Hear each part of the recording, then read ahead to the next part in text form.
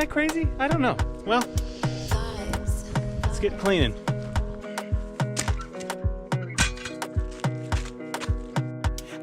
We're just gonna assume that whoever used this site before was chased off by a mountain lion and they had to leave all their trash because this is crazy.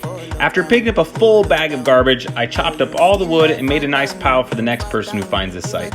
And lastly, the fire ring. This is my favorite part. I spent a little time on this one trying to make it perfectly symmetrical, and I think it turned out pretty good. I hope the next people who use this place treat it better than this. It's mind-blowing to see how some people treat nature like their trash can, and hopefully the people who stayed here before got away from the mountain lion. If you like what I do and you want to see more, please subscribe, and for the full before and after, check out my video on my channel.